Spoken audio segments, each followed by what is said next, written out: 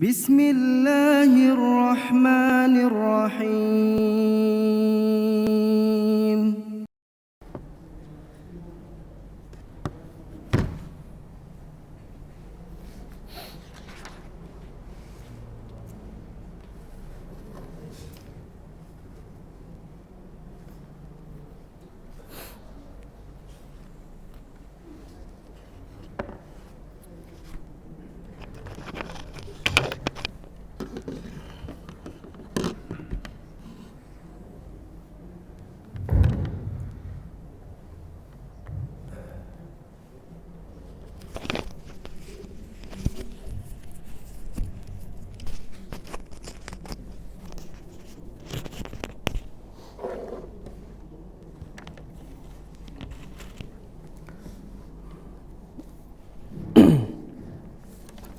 Bismillahirrahmanirrahim. Assalamualaikum warahmatullahi wabarakatuh.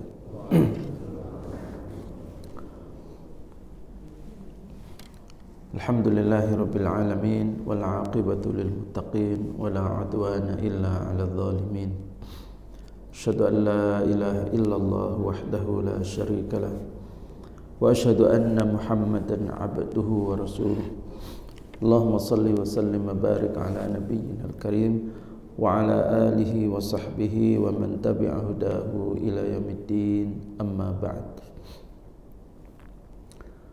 Hadirin jamaah rahimakumullah, pada pagi ini kita melanjutkan kajian kita tentang hadis sahih riwayat Imam Bukhari dan Imam Muslim. Dan kali ini kita masuk pada hadis yang kelima. Di dalam kitab ini yang ditampilkan adalah versi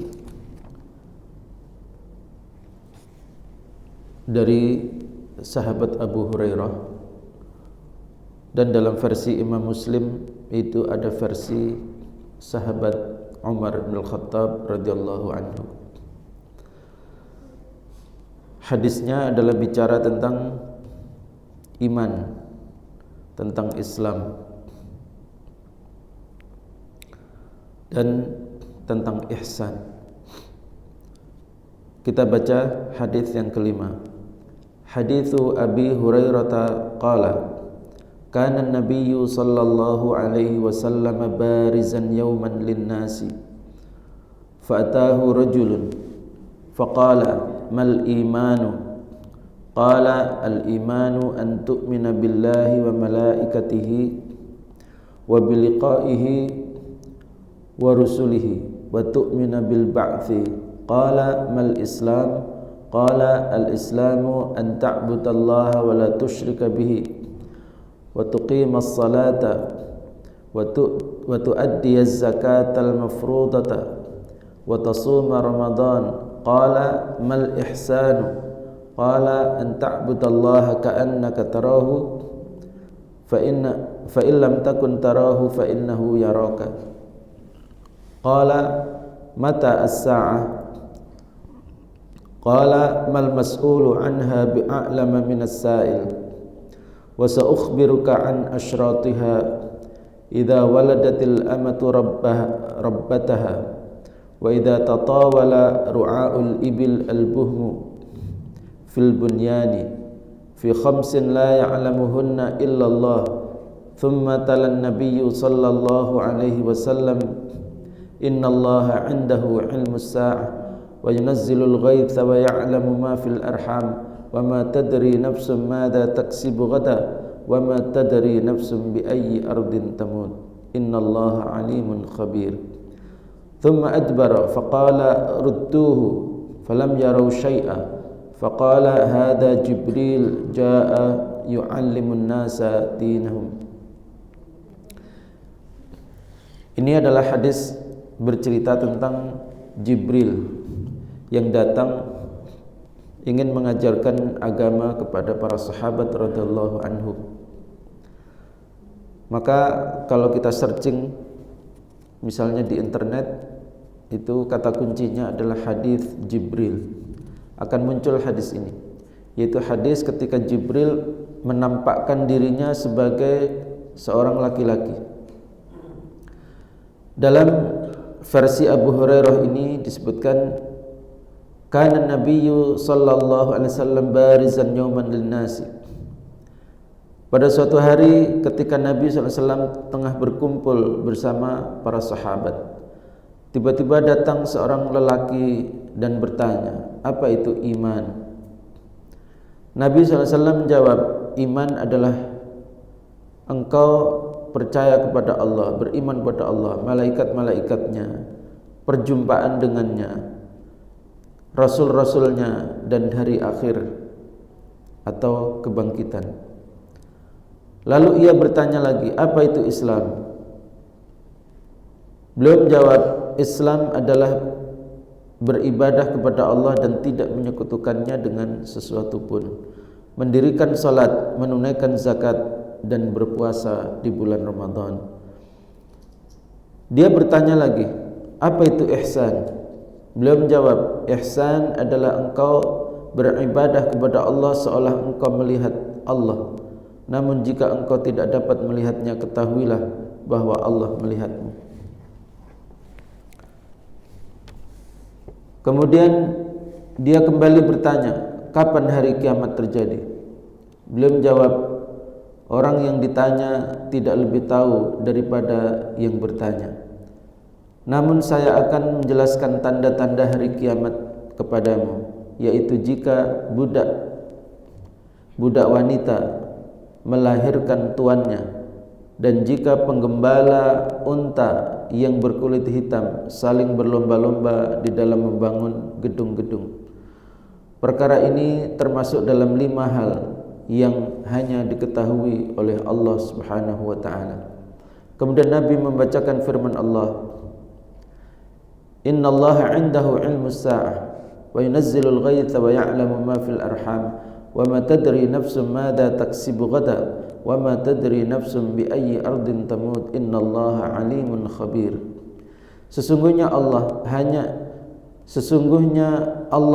hanya pada sisinya sajalah pengetahuan tentang hari kiamat, dan dialah yang menurunkan hujan dan mengetahui apa yang ada di dalam rahim, dan tiada seorang pun yang dapat mengetahui dengan pasti apa yang akan diusahakannya besok hari, dan tiada seorang pun yang dapat mengetahui di mana dia akan mati. Sesungguhnya Allah Maha mengetahui lagi Maha mengenal. Surat Luqman ayat 34. Lalu laki-laki itu pergi.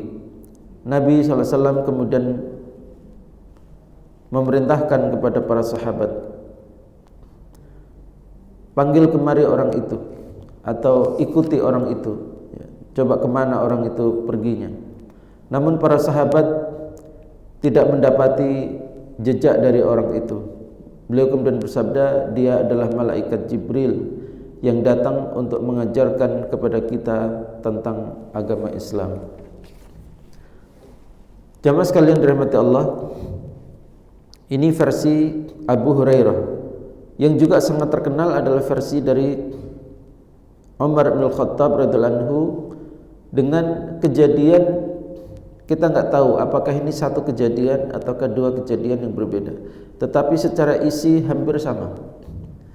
Kalau versi Umar bin Khattab radhiyallahu anhu yang bercerita, kalau tadi kan versi Abu Hurairah yang bercerita, kemudian versi Umar yang bercerita.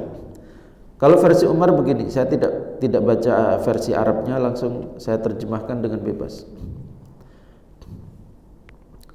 Ketika kami duduk-duduk bersama Rasulullah SAW suatu hari, ketika datang seorang laki-laki yang pakaiannya putih sekali, maksudnya tidak ada bekas-bekas seperti keringatan atau debu atau yang lain, dan rambutnya sangat hitam.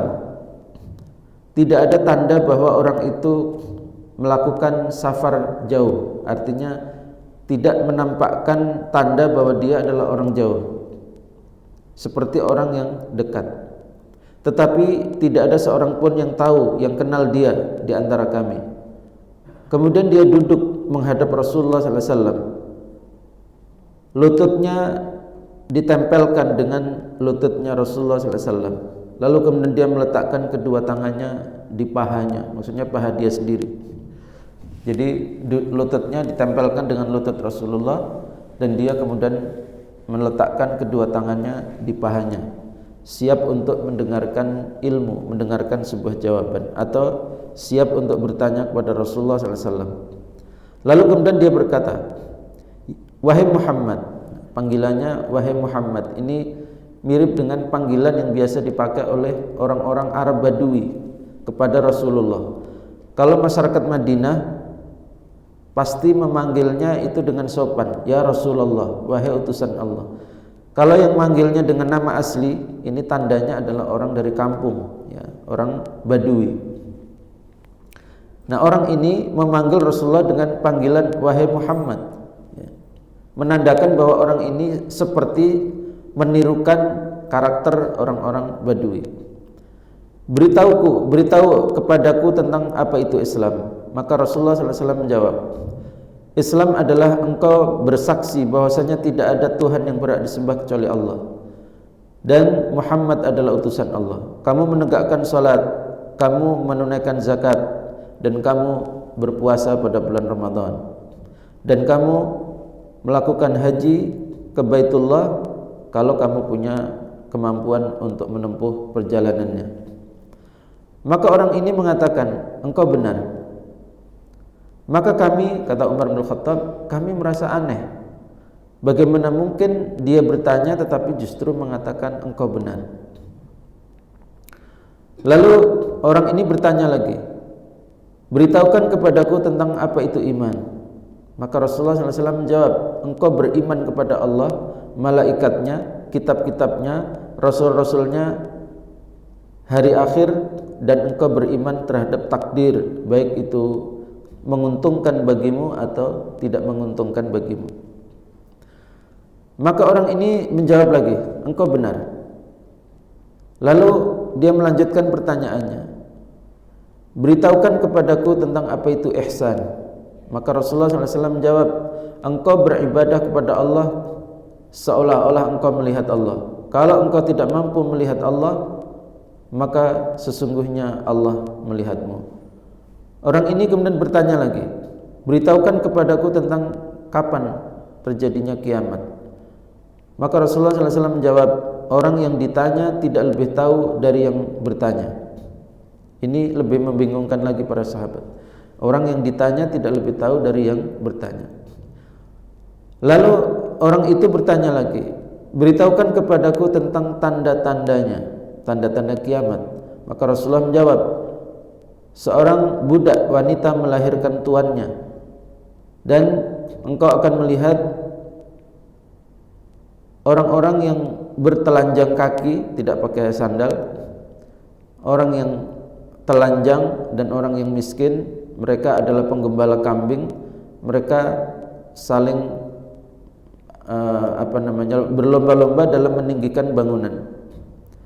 Kemudian orang ini pergi. Kami kemudian beberapa saat melupakan peristiwa itu. Kemudian Rasulullah SAW sendiri yang kemudian memulai memancing pertanyaan. Wahai Umar, langsung yang ditanya adalah Umar, si perawi hadis ini. Wahai Umar, tahukah kamu siapa yang bertanya itu? Maka Umar bin Khattab radhiyallahu anhu menjawab, Allah dan Rasulnya lebih tahu. Maka Rasulullah menyampaikan, sesungguhnya orang itu adalah Jibril, datang kepada kita untuk mengajarkan Islam kepada kita. Ini hadis riwayat Imam Muslim. Jemaah sekalian, kalau kita melihat dua versi hadis ini, satu versi dituturkan oleh Abu Hurairah radhiyallahu anhu, satu versi dituturkan oleh Umar bin Khattab radhiyallahu anhu. Ini yang agak beda adalah bahwa peristiwanya sama. Ada orang asing yang datang bertanya kepada Rasulullah tentang iman, tentang Islam, tentang ihsan, tentang kiamat. Sama persis pertanyaannya. Nah, ada kemungkinan bahwa peristiwanya satu, tetapi yang menceritakan 2 orang, minimal adalah 2 orang, dan dua-duanya adalah sahih. Ya, dua-duanya adalah sahih. Maka di dalam kitab ini hanya ditampilkan salah satu, yaitu versi Abu Hurairah radhiyallahu anhu yang lebih pendek, sedangkan versi Umar itu lebih panjang. Baik jamaah sekalian, kita bahas kemudian isi yang diterangkan di dalam hadis ini. Isinya sangat panjang. Hadis ini bicara tentang masalah Islam yang sangat panjang. Yang pertama, kita mengambil versi Umar bin Khattab yang lebih detail, lebih panjang, yaitu bahwa Jibril itu adalah malaikat yang paling mulia, karena Allah memilih Jibril sebagai utusan, Rasul sebagai utusan. Diutus untuk apa? Untuk menyampaikan firman-firman Allah kepada utusannya dari kalangan manusia. Berarti Jibril adalah malaikat pilihan di antara para malaikat, sebagaimana Rasulullah Muhammad SAW adalah manusia pilihan di antara banyak manusia. Jadi malaikat pilihan bertemu dengan manusia pilihan. Kemudian Jibril dalam hadis ini menampakkan dirinya sebagai manusia, tentu saja atas perintah Allah dan atas kehendak Allah. Dan ini sesudah era Nabi Muhammad tidak ada lagi. Jadi kalau ada orang yang mengaku jalan-jalan ketemu dengan seseorang, lalu dia bercerita kepada orang lain, saya baru saja ketemu Jibril di jalan, pastikan dia berbohong. Bahwa momentum seperti ini bukan momentum yang biasa terjadi pada umat Nabi Muhammad SAW, tetapi ini terjadi adalah sebelum eranya Nabi Muhammad dan terakhir adalah pada eranya Nabi Muhammad. Sesudah itu tidak ada lagi. Paling-paling yang kemudian disaksikan orang adalah ketika dalam momentum jihad di jalan Allah. Ketika orang sedang berperang melawan orang kafir, kemudian mereka menyaksikan ada pasukan berpakaian putih naik kuda, lalu kemudian membantu memerangi orang-orang kafir, seperti disaksikan dulu ketika perang Ambon, disaksikan oleh para mujahidin waktu perang Afghanistan melawan Uni Soviet dan sebagainya. Hanya seperti itu, melihatnya hanya sekilas, tetapi tidak dalam konteks dialog seperti ini. Dalam konteks dialog seperti ini nggak ada lagi. Maka kalau ada orang yang mengaku bertemu dengan Jibril, lalu dia berdialog dengan Jibril, seperti dulu pengakuan dari Lia Eden, ya, dia mengaku bertemu dengan Jibril dan berdialog dengan Jibril. Ini sudah nggak ada lagi. Kenapa? Karena era kenabian sudah ditutup dengan diutusnya Rasulullah Muhammad sallallahu alaihi wasallam. Tetapi bentuk asli Jibril itu ada sendiri. Dilihat 2 kali oleh Rasulullah sallallahu alaihi wasallam. Pertama kali Rasulullah mendapatkan wahyu, ya, melihat Jibril saddal ufuq, badannya itu menutupi langit sehingga Nabi Muhammad seperti tidak bisa melihat mana matahari, bintang-bintang mana, enggak bisa melihat.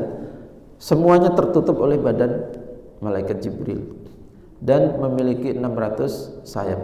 Dan momen yang kedua adalah ketika Rasulullah melihat Jibril ketika Isra dan Mi'raj dalam bentuk aslinya.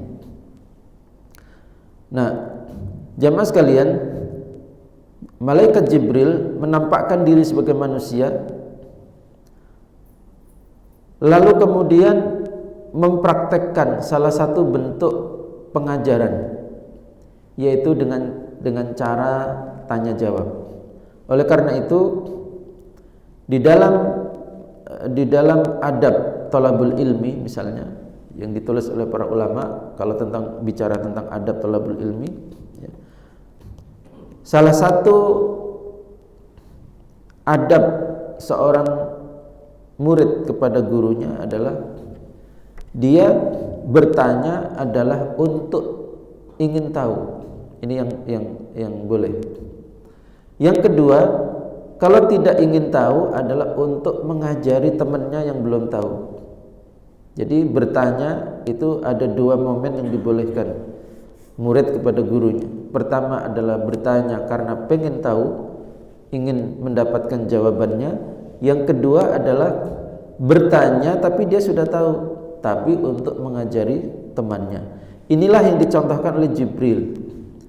Beliau tahu, tetapi sengaja bertanya, memancing supaya Rasulullah mengeluarkan jawaban sebagai pelajaran kepada Umar bin Khattab, Abu Hurairah, dan beberapa sahabat yang ngeriung di sekitar Rasulullah pada saat itu.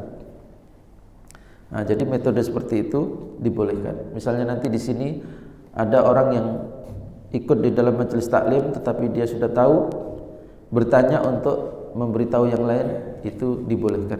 Yang tidak boleh adalah bertanya untuk menjatuhkan guru, untuk mendebat, untuk mempermalukan supaya ketahuan bahwa sang guru itu tidak bisa menjawab dan sebagainya.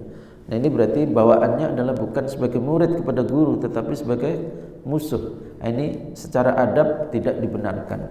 Atau bertanya untuk main-main saja, ya, untuk bahan candaan, tertawa dan sebagainya. Ini tidak dibolehkan. Yang dibolehkan adalah dua poin, bertanya untuk tahu, dan yang kedua adalah bertanya untuk supaya jawabannya mengajari temannya. Kemudian jamaah sekalian, apa yang pertama ditanya oleh Jibril alaihissalam? Bahwa yang pertama ditanya ini yang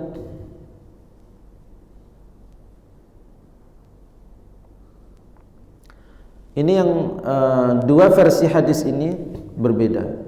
Kalau versi Abu Hurairah yang pertama ditanya adalah iman, tetapi versi Umar bin Khattab radhiyallahu anhu yang pertama ditanya adalah Islam. Kita ambil versi Umar bin Khattab radhiyallahu anhu. Jibril bertanya tentang apa itu Islam. Maka Rasulullah SAW menjawab dengan 5 rukun Islam. Antasyhada alla ilaha illallah wa anna Muhammadar Rasulullah. Ini rukun Islam pertama adalah syahadat. Bersaksi bahwa tidak ada Tuhan yang berhak disembah kecuali Allah dan Muhammad adalah utusan Allah. Kemudian yang kedua, wa tuqimus shalah, menegakkan salat. Kemudian yang ketiga, wa tu'tiyaz zakah, engkau menunaikan zakat. Kemudian yang keempat, wa tasuma Ramadan, dan engkau berpuasa pada bulan Ramadan. Wa tahujjal baita in istata'ta ilaihi sabila, dan kamu menunaikan haji kalau memiliki kemampuan untuk menempuh perjalanannya. Nah, ini pertanyaan pertama, yaitu tentang Islam. Kemudian pertanyaan yang kedua adalah tentang iman. Apa itu iman? Maka Rasulullah SAW menjawab, iman adalah engkau beriman kepada Allah, satu. Kemudian wa malaikatihi, iman kepada malaikatnya, nomor 2. Nomor 3, kutubihi, iman kepada kitab-kitabnya. Kemudian yang keempat, wa rusulihi, dan iman kepada rasul-rasulnya. Wal yaumil akhir, yang kelima adalah iman kepada hari akhir, hari kiamat, atau satu rangkaian, ya. Bahkan yaumul akhir itu dimulai dari alam barzakh, itu sudah masuk kategori yaumul akhir, yaitu pasca dunia. Barzakh, kemudian kebangkitan, sampai kepada nanti terakhir adalah manusia dimasukkan ke surga atau neraka. Kemudian yang keenam adalah wa tu'mina bil qadari khairihi wa syarrihi, engkau beriman kepada takdir, apakah takdir itu baik bagimu atau buruk bagimu. Nah, dari hadis ini kemudian para ulama menyepakati bahwasanya rukun iman ada 6, mengikuti jawaban Rasulullah terhadap pertanyaan Jibril ini, ya. Kemudian yang berikutnya adalah bertanya tentang ihsan, ya. Jadi kalau melihat urut-urutan dari versi Umar bin Khattab ini lebih urut. Pertama tanya dulu tentang Islam, yang kedua lebih tinggi dari Islam adalah iman, lalu kemudian bertanya ke level yang lebih tinggi lagi, yaitu ihsan. Apa itu ihsan? Ihsan adalah an ta'budallaha ka'annaka tarahu. Engkau beribadah kepada Allah seolah-olah engkau melihat Allah.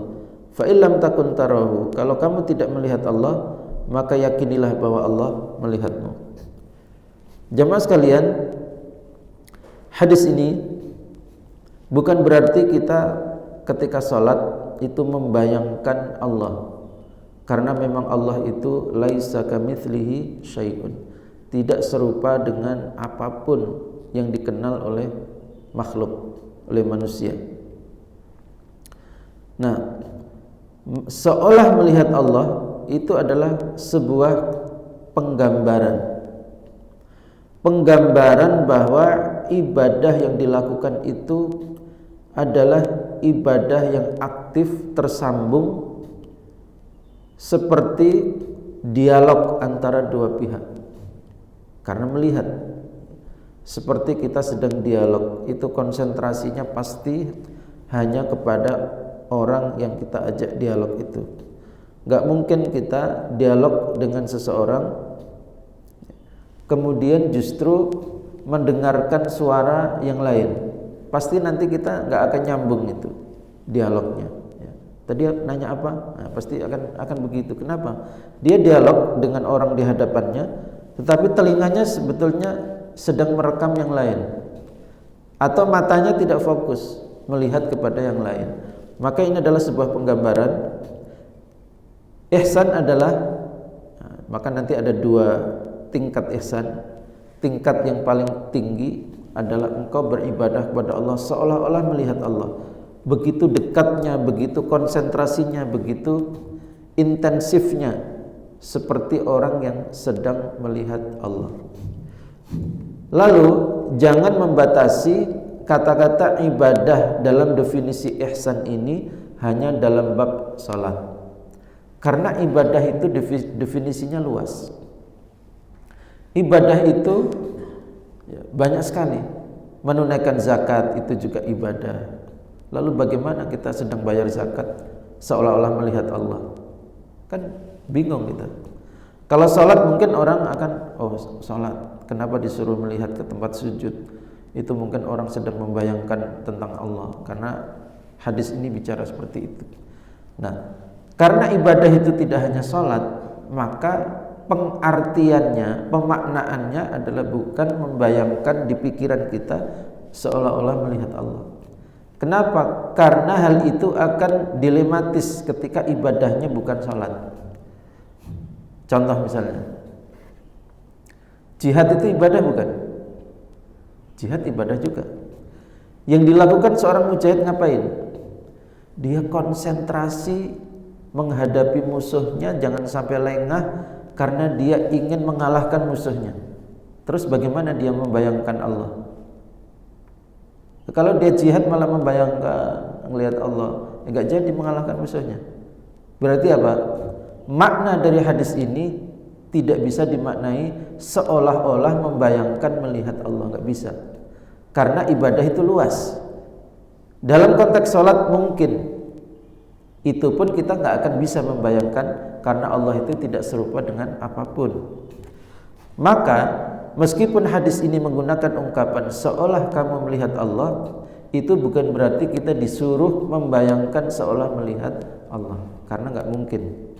Tetapi pemaknaannya harus yang berlaku pada seluruh ibadah. Bisa berlaku pada ibadah salat, bisa berlaku pada ibadah zakat, bisa berlaku pada ibadah puasa, bisa berlaku pada ibadah sedekah, bisa berlaku pada ibadah menolong orang, bisa berlaku pada ibadah berbakti ke orang tua, bisa berlaku pada ibadah jihad sedang berperang melawan musuh, bisa berlaku pada ibadah menyembelih hewan kurban. Coba nyembelih hewan kurban, membayangkan seolah-olah melihat Allah, nanti nggak kelihatan itu leher kambingnya itu bisa terluka dia. Jadi maknanya adalah seperti tadi yang saya gambarkan adalah bahwa ketika dia beribadah itu begitu dekatnya, begitu intensifnya, seperti orang yang sedang melihat objeknya. Bukan melihat Allahnya, tapi melihat objek yang sedang dia sembah. Nah, bagaimana dengan misalnya orang yang sedang berjihad, berperang melawan orang kafir, para sahabat dalam perang Badar, perang Uhud dan sebagainya. Itu bagaimana mengamalkan hadis ini? Engkau beribadah seolah-olah melihat Allah. Maksudnya adalah bahwa di dalam dia melawan orang kafir betul-betul karena ingin mendapatkan ridha Allah, seolah-olah dikomando oleh Allah. Dia tidak akan berani melanggar tentang tata aturan di dalam menghadapi orang kafir itu. Dia tidak boleh lari ke belakang dan sebagainya, dan dia tetap tawakal dan hubungannya begitu intensif dengan Allah Subhanahu wa taala. Inilah makna yang pertama seolah melihat Allah. Dan ini pula yang dipraktekkan oleh Ibrahim alaihissalam dan Ismail alaihissalam ketika melaksanakan perintah Allah, sebuah ibadah dengan pelaksanaan yang seolah-olah itu perkara yang sangat ringan, padahal perintahnya sangat berat. Baik, ini adalah tingkat yang pertama. Tingkat yang kedua yang lebih rendah dari itu adalah fa illam takun tarahu fa innahu yaraka. Kalau kamu tidak mampu melihat Allah, dan pasti tidak mampu, maka yakinilah Allah melihatmu. Ini oleh para ulama kemudian digambarkan sebagai al-muraqabah, muraqabatullah, rasa diawasi oleh Allah Subhanahu wa ta'ala, bahwa kita melakukan apapun sedang diawasi. Nah, ini setingkat lebih, seperti misalnya seorang karyawan bekerja, dia seolah-olah supervisornya itu sedang masuk ruangan untuk menginspeksi, maka dia melakukan pekerjaannya dengan sempurna. Berarti apa? Melakukan ibadahnya dengan sempurna, semuanya dengan baik. Kenapa? Sedang diawasi oleh Allah. Nah, ini adalah tingkat di bawah yang pertama tadi, yaitu engkau beribadah seolah melihat Allah. Baik, kemudian hadis ini bercerita lagi tentang hari kiamat. Maka Rasulullah SAW menjawab, mal mas'ulu anha bi'a'lama minas sa'il. Orang yang ditanya, maksudnya Rasulullah, tidak lebih tahu dari yang bertanya. Karena sama-sama utusan Allah, sama-sama enggak tahu. Jibril enggak tahu kapan terjadinya kiamat, dan Nabi Muhammad juga tidak tahu kapan terjadinya kiamat. Nah, yang kemudian diceritakan adalah tentang tanda-tandanya, di mana dalam hadis ini Rasulullah menyampaikan tanda sebagai berikut: antalidal amatu rabbataha, seorang budak wanita melahirkan tuannya. Ini menjadi menjadi problem dalam memahami teks ini. Budak wanita melahirkan tuannya, terutama di zaman sekarang. Kenapa Pak problem? Karena budak itu sudah punah.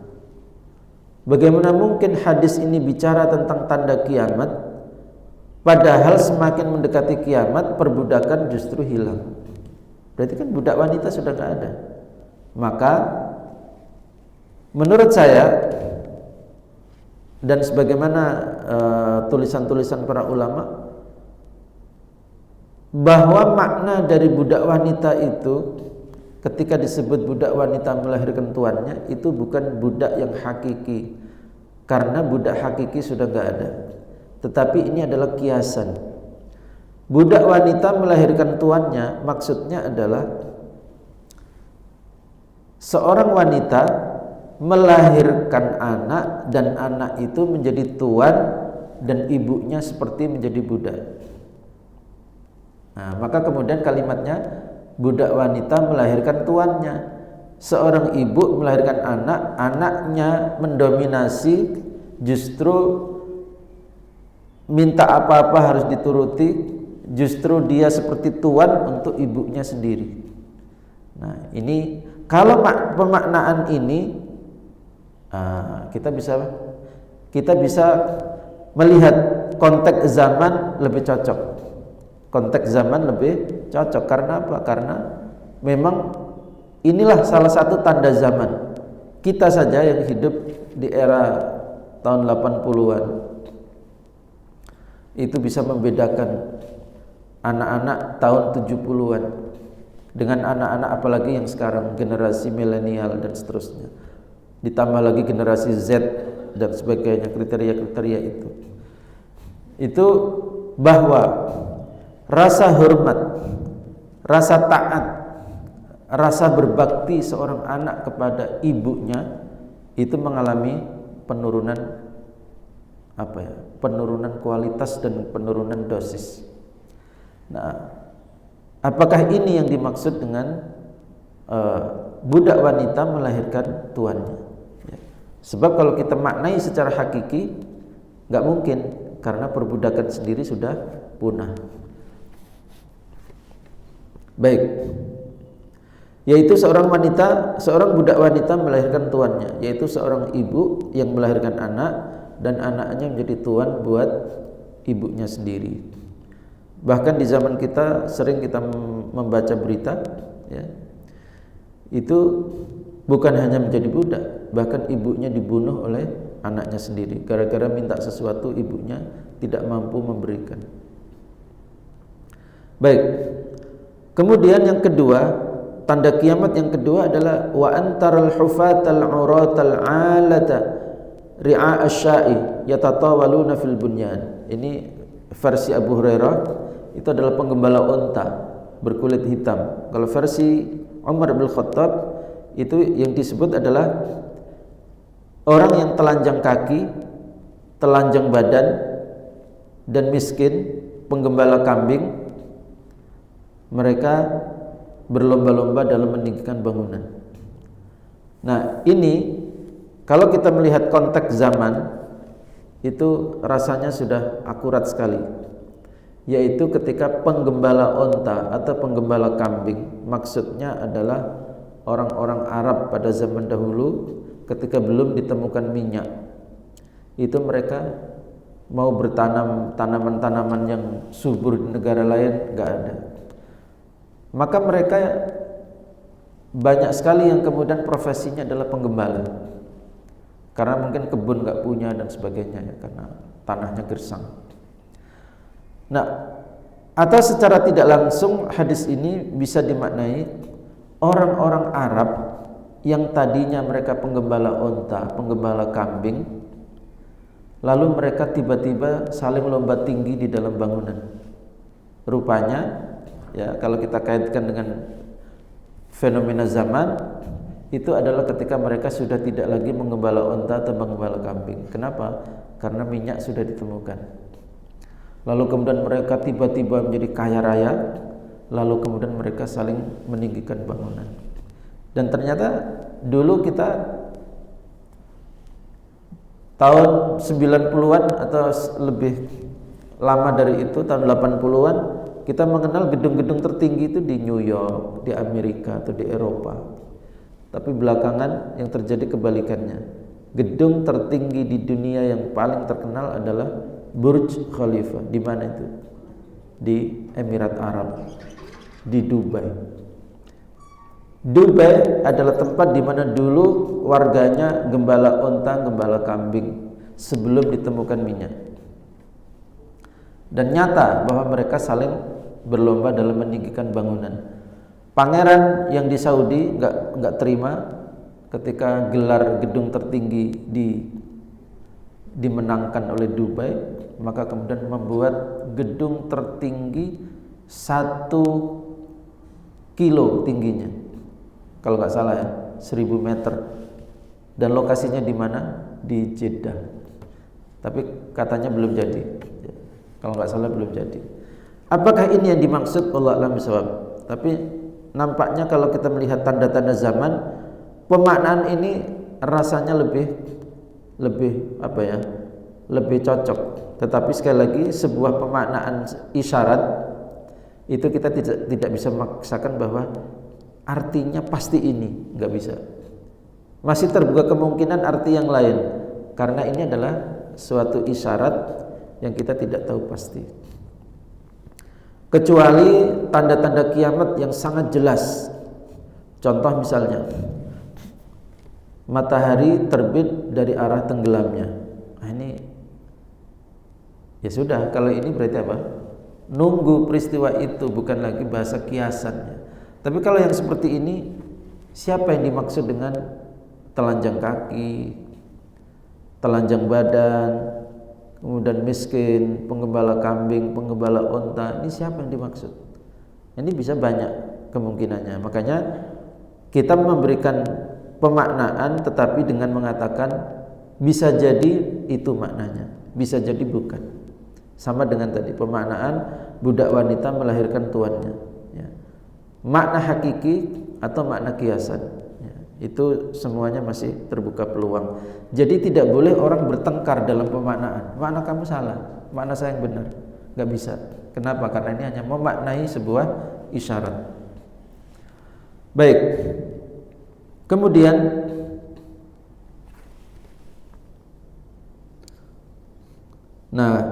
sesudah Jibril alaihissalam bertanya tentang itu, lalu kemudian dia pergi.